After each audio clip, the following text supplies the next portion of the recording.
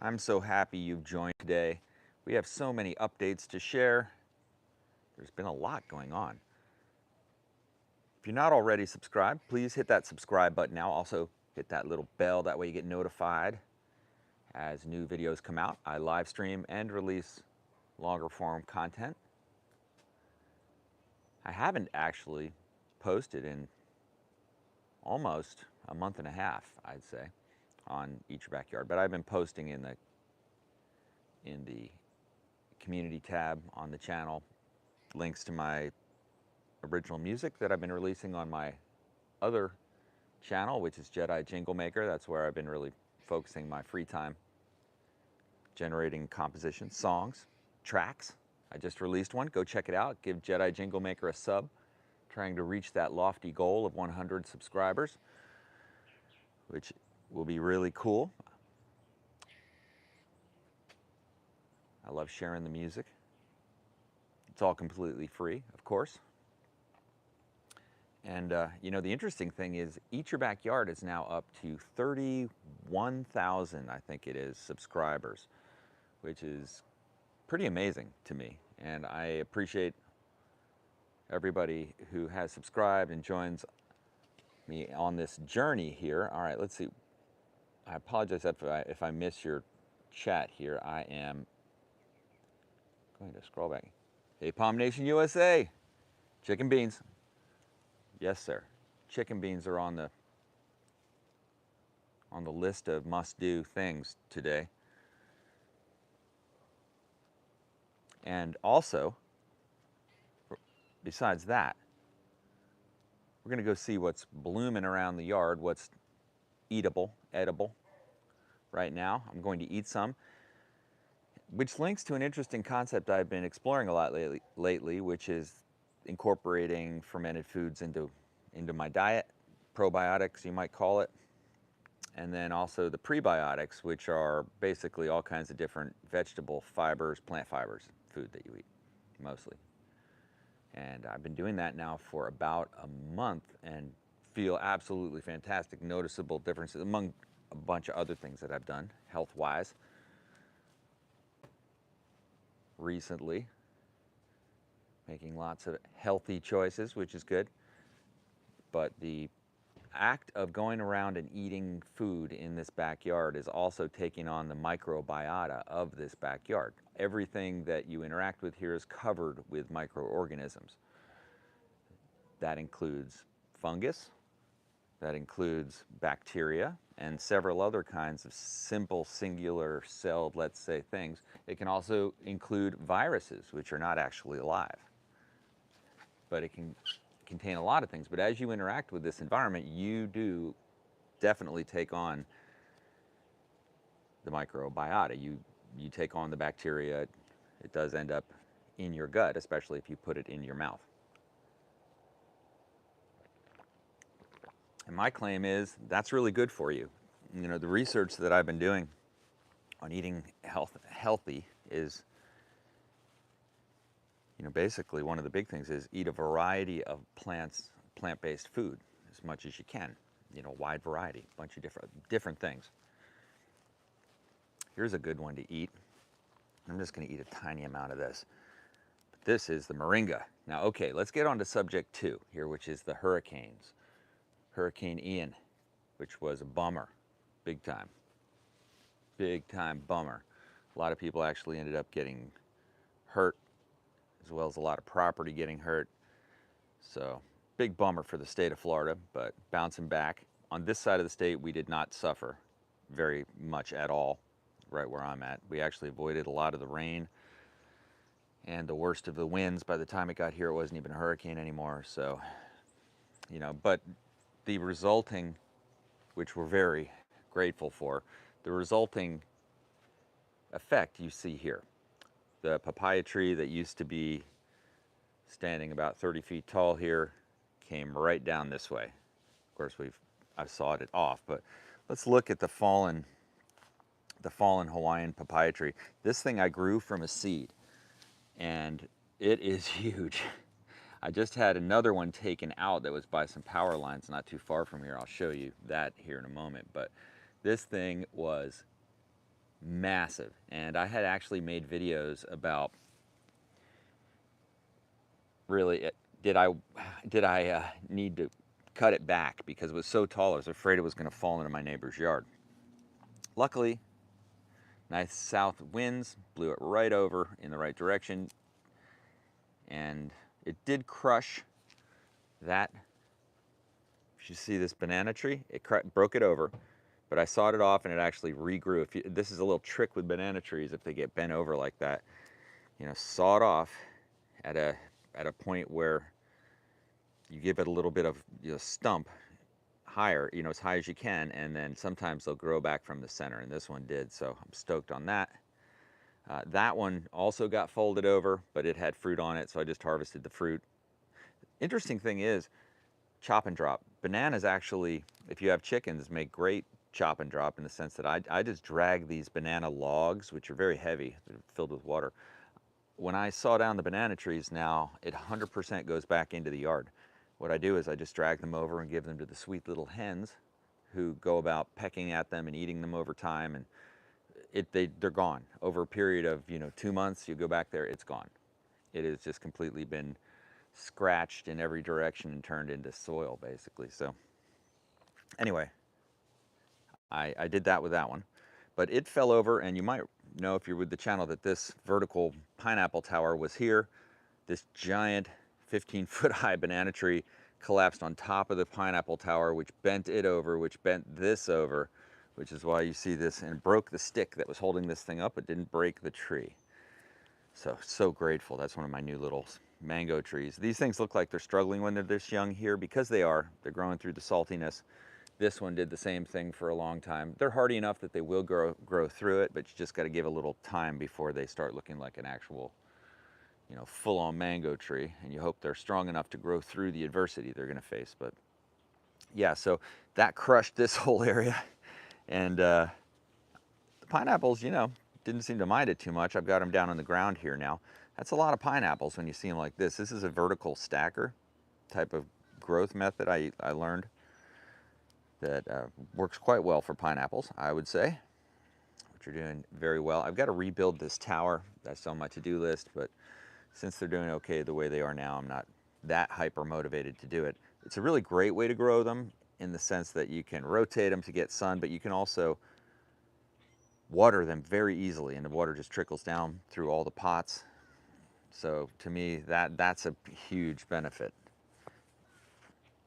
Yeah, so also this, well, okay, I'll show you some other damage. So this strawberry tree here, which is very tall, I grew from seed. Lots of videos on the channel on that whole progression of growing this thing from a seed all the way up to this giant moringa, sorry, not moringa, Muntingia tree, Jamaican cherry tree. So this branch was a rather large branch. That one broke off. There's one up here broke off. You can see this whole branch got bent down pretty severely, mostly because a giant branch was almost made it break. But took a big old bite out of that one, whole. So not too bad.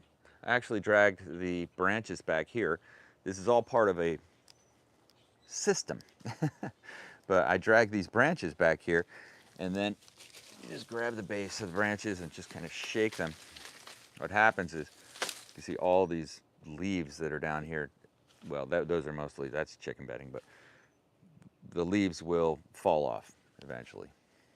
And the sticks, I kind of just chop them up into smaller pieces, throw them back in the chicken pen again. Over time, they just become soil. But the other Muntingia tree that I have growing here, it was fried on the top. You could see the dead ends here. It was fried. It's already growing this way away from the ocean. That's the ocean, about 5 blocks. It's already growing away from the ocean, but it's just wanting to grow away from the ocean even more now. Wind-shaped, like a lot of trees get near the coast. It will come back, but I actually needed to trim it down anyway, so I'm not worried about that. But this moringa tree is now looking like a tree. I mean, it's starting to get an actual thickness to the trunk, starting to get a lot more growth around the trunk, which I love to see. So this thing is now looking hopeful to be good. And I love that it actually got away from those power lines. They're pretty far away. It's easy to keep this tree off of there if I just stay up on the trimming, which it loves to be trimmed. But now that it is kind of bent this way, I'm thinking maybe I just continue that and bend it out away from those power lines even more.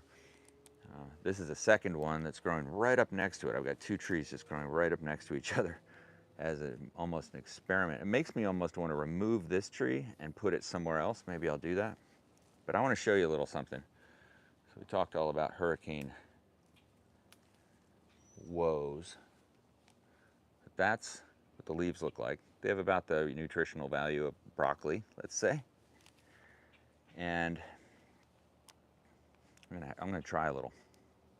They're edible, nutritious, and they taste like horseradish.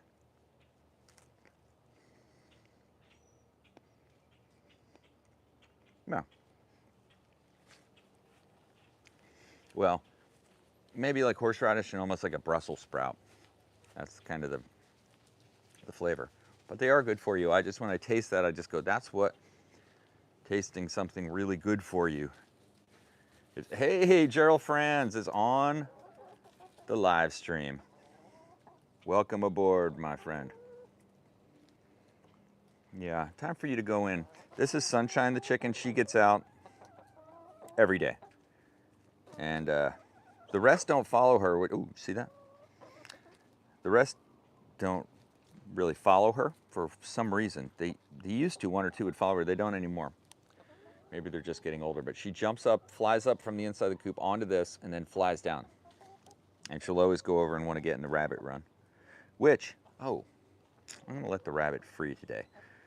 We're going to let the rabbit free, which is something we like to do with Penelope this time of day.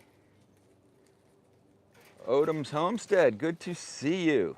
Very good to see you. Welcome on the stream. We're going to feed these chickens some of this fresh moringa.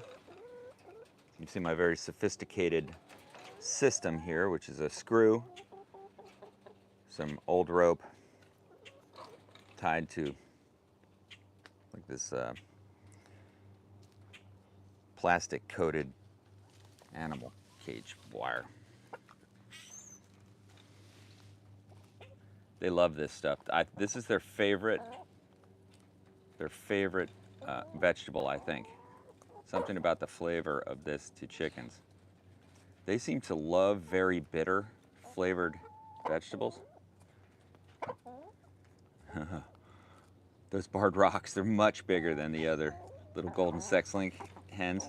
Ooh, yeah, there we go. The pecking order is always being either reinforced or abided by. But you can see how healthy these chickens look. I mean, they really have a good situation here.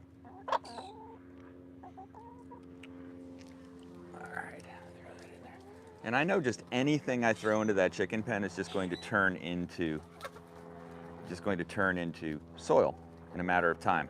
They will scratch it and rearrange it and break it down all day long. All right, let's see here. This is our bunny run. I encourage everyone to have bunnies. They're great. I think they're great pets, especially outdoor bunnies, if you can pull it off. I've completely situated this area to be a bunny run, so it's made for rabbits to enjoy, and that's why we have like piles of sticks here. The chickens love to get in here and play on this animal gymnasium as well. Those are oak branches, and there's a sea grape branch and a longan branch, but I just try to take branches that have a shape I want and put them together in a way that they have little pockets they can, maneuver in and climb over, and the rabbits chew on all these woods too. All right, there she is. Penelope the rabbit has been out for a little while. Hey there, Penelope. You all right, baby? You're jumpy. You're jumpy. Want to come out? Out in the yard? Come on.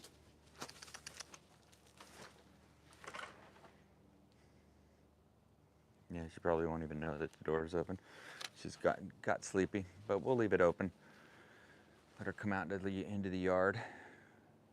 She might just come out. I could see her stirring a little bit.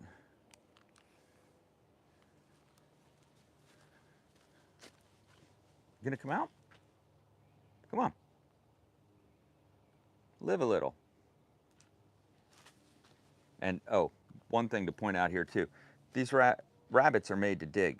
So there are areas like this where she just kind of hollows out a space to lay in or whatever, but I'll end up just with the shovel filling it back in and she'll dig it back out, and this is rabbit exercise. Yeah, so, oh, I saw the question from Odom's Homestead. What size chicken coop would you need for 10 chickens? Okay, so that's a great question, and I have an answer. The guideline that I think most people use, go Penelope. Penelope's venturing out into the larger yard. This is there she goes. Easy to find a white rabbit, but in this yard, and it's really fenced in, so she can't really get out. But a rabbit will always dig its way out, by the way, of any place. I mean, that's what rabbits do. But she'll go back to her cage almost every single time on her own. She'll go back to the other run. So we like to get them out and let them hop around. But yeah, so a 2 by 2 foot space for each chicken. That's a very large area, probably some might say, for each chicken, but I would say you want to have at least that much space. Now, how do you count that? I would, meaning, do you count it as the space inside the coop or the space around the coop? Like, this area here is a 4 by 4, but then under it is a 4 by 8, and then only part of that is overhang. So, I would say this coop would probably be more than adequate for 6 chickens, even though it's 4 by 4. Would be my feeling, especially if you have, this inner sanctum where in the evening, all they're doing is sitting up on the roosting bars. So as long as you have adequate roosting bars, they should be all set, I would say. And they do in here. 4 feet across is enough for 6 chickens for sure. And then having this, I like this idea of having your chicken coop elevated up a bit so that you utilize the space underneath. Ooh, it's starting to rain a little bit, just a tiny bit. The space under here used for the coop as well. This is really handy, and you can see we have like zones of, I'm looking for Penelope. Oh, Penelope, don't get into trouble, Penelope. But zones of, like, animal security. So there's the inner sanctum, which at night and whenever, we keep these animals protected from predators, which will love to eat chickens and to eat bunnies. So that's their locked in area to stay safe in. I got the same thing for the bunnies, a locked in inner area. Then there's also the next area out, which for the chickens is this inner coop caged area, which we use, like during the hurricanes. They stay in there to the max extent possible, and then when it gets crazy, we put them inside the inner thing. But then during every day, they're out and around this whole larger area in the back corner of my yard, so they have a giant area to stretch out in, which is nice. Same thing here. We got the inner cage, we got the inner bunny run, and then we got this larger yard that we can let them out with. Let's see if we can find sweet Penelope. How hard is it to find a white rabbit is really the question, and they'll necessarily go back into, there she is. Easy to find.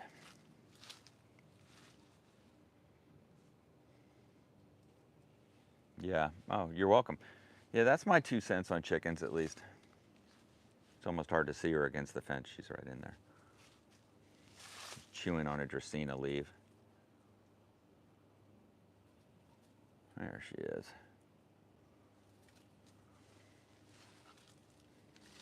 We enjoy watching them interact with the yard. Now that the yard is becoming more and more this natural environment. Like I don't hesitate to lay down oak logs like that, and it makes a really cool little environment for these creatures to interact with.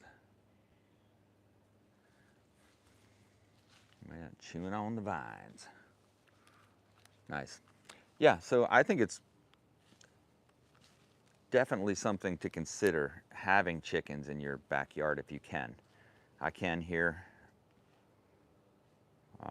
David Jr., 32937, good to see you. Yeah, the Robolinis are doing quite well. We can go over and take a look. I had one that died, but you know, that happens. It was rather large, but you can see rather well. They're getting so tall now that it's somewhat of an issue coming up against the roof. One of the things, especially in Florida, I always recommend is don't let stuff grow over your roof. You see I'm almost violating that here, or I am just a little bit with this mango tree, but I really try pretty carefully to keep it from touching it, because that's a great pathway for like ants and bugs and all that. Yeah, so those Robolinis are now starting to get a little challenging, even though they're dwarf palm. Yeah, they just look beautiful. I love them. I've got to get some more in. I've kind of focused on getting palm trees.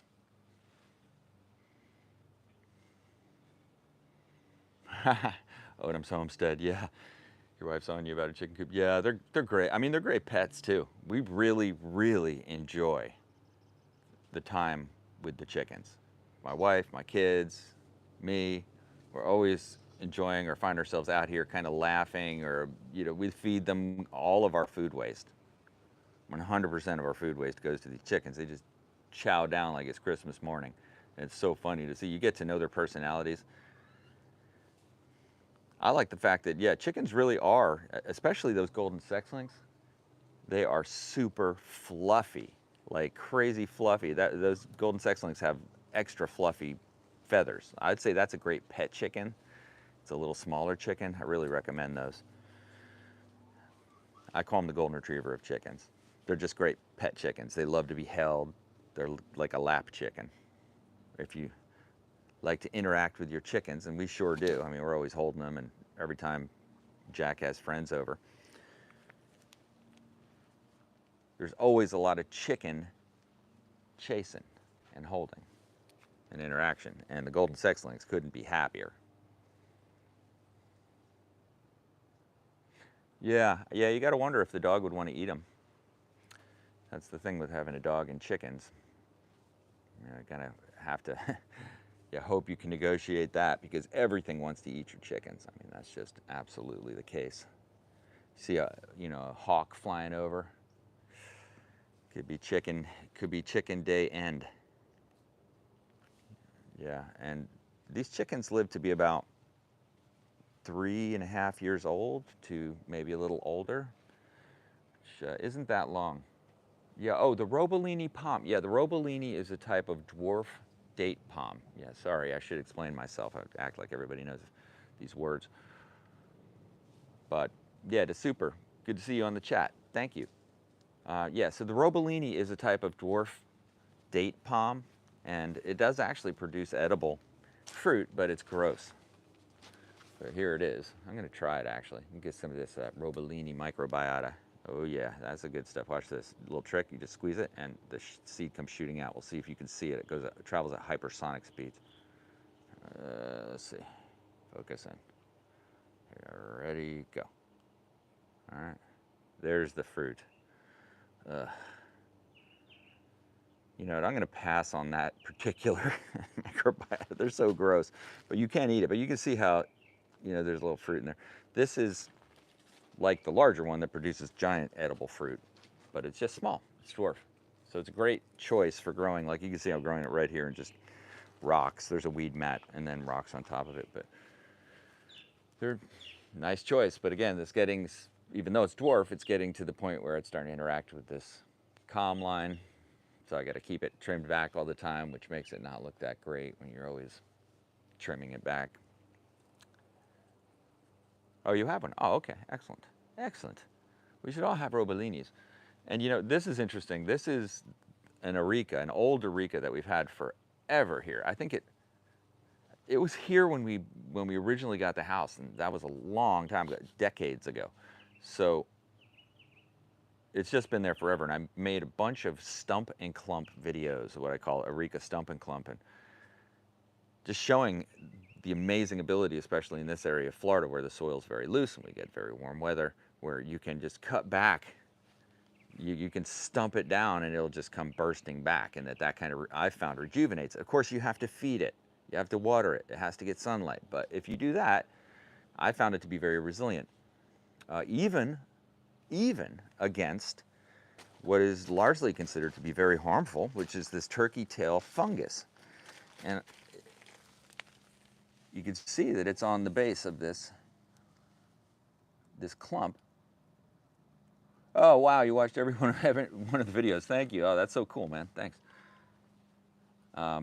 But yeah, so this thing is going through the natural process of decay and has got turkey tail fungus growing out of it all over, as you see that. That's what this is. It's actually an interesting thing about the turkey tail fungus. It's super hard, but it is used for medicinal purposes, I've read. So you can see it's all over this thing, but fungus, all kinds of funguses and molds and mildews and whatever growing all over this, and just breaking it down, turning it back into soil. But yet, the Areca still flourishes. This thing is meant to be in Madagascar, right? That's where it comes from. It actually struggles to survive in Madagascar. But my thinking is, if you can survive in the harsh, desert conditions of that island that I know of, just from watching like videos about Madagascar and the plants that grow there, that's a survivor, the Areca palm. And I think when they come to an environment like this, where they've got everything they don't really have in copious amounts in their native environment, they just go off the deep end with growth. Yeah. Hey, Penelope. How you doing? Let's see. How you doing? Yep. For me, this is the way to have a rabbit.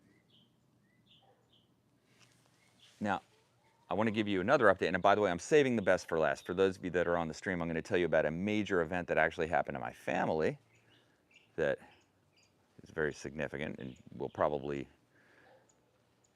not what you will expect to hear.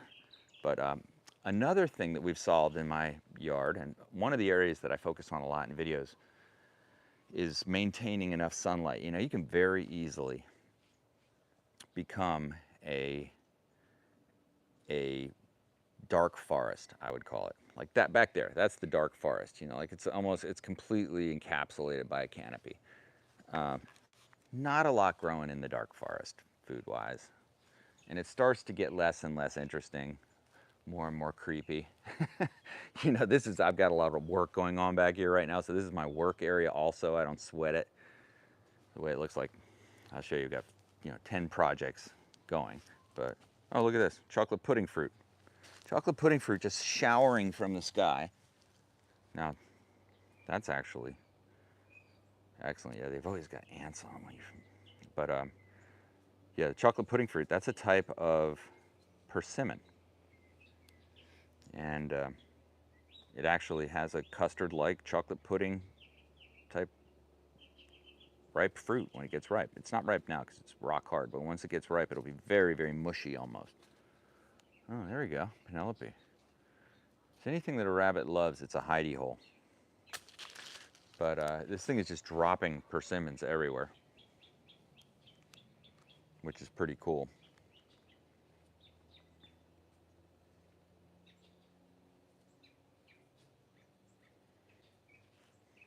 Yep. Oh, and here's another. This is a giant plumeria that snapped off in the storm. We've still got some various, I wasn't really sure what to do with that. Even though this is a giant cutting here, it definitely could have been planted, but I don't know, it just seemed like more trouble than it was worth at this point. But I'll just throw this back in here and it'll end up, chop and drop. But each one of these, like, you could still grow a sweet plumeria from any one of these. It's fine just laying here for however long it's been since Ian went through. All right, so the big thing is I had some trimming done. I took out this giant papaya that was up here right up next to these 220 lines. Man, my man Dan came over here and trimmed that up. I'm gonna have a video where I show that and give a link to his stuff if you want to take advantage of his services. Man, I'm so glad I did, because it was like downright scary seeing the process. I just had to, sorry, I had to kill a spider that was on my arm. I didn't have to kill it, but I did. But yeah, got rid of that. And then if you remember this mango tree, it was gigantic, and I mean dangerous gigantic, and unpickable. Unpickable. I planted it as a tiny little thing, just like those mango trees I showed you over there, and it struggled just like them. But holy moly, next to this power line here, which I wish I didn't have here, but I do. Wish I could magically just have power beamed in wirelessly so I wouldn't have to have wires, but I don't know if I can do that. So this thing became gigantic. So I finally decided I'm gonna hat rack it, leave one limb for it to still get energy, and hat rack it. This is brutal, folks. This is brutal, this method of doing this to this mango tree. But it works, and it's gonna work. So, you know, stay tuned, watch the progression of what happens to this mango tree. But these trees, look how big it is. These trees are so hardy that they'll grow a callus over this ending, and the way Dan cut it, it's at a nice angle. That's the reason you get a professional tree trimmer. They do everything right if you have a good one. And you know, it's at an angle so the water runs off. It's not gonna get pulled up in there and start to rot. Nice clean cut, but a giant branch. And it had to be done. There's no way I can have fruit 40 feet in the air next to a 220 line. So I had to do it, but it's gonna grow back very bushy, and now I'm gonna just keep it trimmed. Not let it get so tall, because it just gets, I'm never gonna allow that to happen again. Now I wanna show you this is one that I did a couple years ago. So it takes a little while for it to grow. This one will probably increase the rate of healing now that I've sawed it all back, and it'll probably shoot out growth from around here, I'm gonna predict. But you can see it growing over the cut, another clean cut. I did that one, and I did it very close to the trunk, and leaving this little skirt of growth around the outside, which I found is very important for healing correctly. And you can see it's healing back just fine, and no rotten wood, rock solid. That same thing will happen here. Look at the size of that giant branch.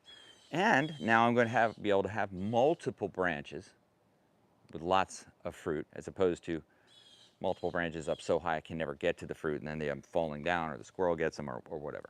So yeah, this is a huge change, and it opened up this whole area. But that is like a whole resource that my yard now has access to that was very deprived, which is sunlight. This was getting very cave-ish. So the things I really wanted to focus on growing, in addition to mangoes, like this sweet tamarind, we're starting to, you can see it, I actually got whipped by that hurricane pretty hard, but you know, it was just kind of hanging on, it was growing in a cave.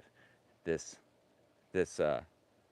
Montingia tree, another Jamaican cherry, this one from a cutting, which is why it grows more horizontally as opposed to vertically. You know, the seed much more vigorous, cutting more like this. Yeah, yeah, that's right. Gerald Franz, you have heard that before. I'm going to keep it trimmed. I never do, and before I know it, it's gigantic. All right, but you just hate to trim back the mangoes because they produce so much value. But look at this side, very little growth. This side just surging. That's because of the sunlight. But now the whole thing can bloom. We actually are out here picking that tree all the time, and the reason is we feed the chickens those cherries. In fact, if I go to this tree, they'll probably come scurrying over if they see me. No, peaceful chickens. Where is Penelope? That's the question. Where is Penelope? Penelope might be back in the rabbit run.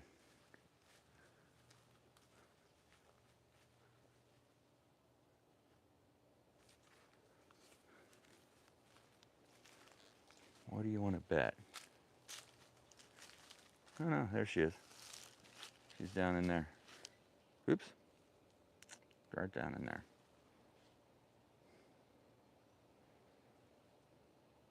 It's a comfy spot. Yeah, this Generi fig is definitely going to be a winner. Definitely going to be a winner. Again, I know that these things are going to struggle, just like anything, struggle to be strong. But this one is already showing the ability to persevere and get through conditions. It had all of its leaves blown off by the hurricane, but it is already jumping back. And unlike all the other fig trees I planted, it had long growth. So this year, it grew from there all the way up to here. And that is always a sign that your fig tree is rocking it, because they will not grow like that if they're just struggling to exist. But when they shoot that fast growth out, you know that they are established. And I'm hoping some of these little suckers, definitely going to continue to let them grow. Some of these will become strong enough. One issue is when the chickens get out, they love to eat the fig leaves. You know, fig leaves are edible. Hey, James Tropicals. Good to see you on. So Odom's Homestead says, I have a big American persimmon on the back fence row and a Fuyu persimmon. Oh, excellent. That's cool. They are fairly large, aren't they? I would ask. I think they are pretty large trees. That's one of the reasons I've resisted planting persimmons, is I'm feeling that they're really big on a small property like this. This chocolate pudding tree, black sapote, is a smaller persimmon variety, of course. And even at that smaller variety, it is getting pretty big. And due for trimming. And I'll probably have to top it here pretty soon. Again, Joe friends, don't say it. I'll probably wait a little too long. Maybe I'll have to get Dan back over here. In fact, maybe I should just plan on having Dan do it to start. See how quick I can walk that logic? Because I also walk the logic straight to the scenario where I'm traveling to the emergency room because of some mishap. You know, mishaps happen when you're trimming large, heavy things up in the sky that can fall down on you or whatever else. So I know this, and I just have to keep telling myself, certainly, that when I've got a job as massive as that, when it's time to do it, just hire the pro. But there is a cost to having trees. That's the other thing too, is like, there's a cost. Certainly a cost, you know, the cost of keeping them maintained, or the cost of not maintaining them, and then that cost adding up, or the cost is just maybe in terms of risk. But you might say, well, I could trim these trees myself, and I would ask, can you really? When I ask myself that question, I go, the track record's not that great, honestly, in terms of injury to success ratio, but also, you know, you just watch, like this area here was completely filled in with tree before. This whole area, all the way back. And now it's gone. And I watched Dan shimmy up these branches and dismantle this thing like a robot, like so quick. Had a team here, all of it's gone. Raked up, good. I just thought that would have taken me forever and 10 days to accomplish that same thing if I was trying to do that on my own. And in it, there are built in an intrinsic 1,000 opportunities to get seriously injured. But, you know, of course, the professional tree trimmer, Dan, comes over, he has a helmet, goggles, gloves, ropes, people spotting, other people checking what he's doing, all this stuff. It's, of course, so yeah, anyway, I'm just so happy to have this accomplished. Now, hey, Penelope, can't let you out here forever. I was kind of counting on you going back to the cage, but I think eventually she will get hungry. Interesting thing is, if you look here, this compost bin, there's a mango growing in it, which I'm letting grow, and I'm going to actually cut this out of the compost bin and plant it in a pot. And going to be grafting that one with a variety from my yard, maybe a Hayden or a Tommy Atkins. Yeah, let's go see little Thumper. It's about Thumper's time to get out and have his exercise today. These guys get a lot of time outside in their cage every day, but I think they love to come back to the cage, oddly enough. You can see they're pretty mellow. Hey, Thumpy. How you doing, bud? How you doing? I'll let you down shortly. How you doing? So great having a rabbit. I don't think there's anything softer than Thumper the rabbit.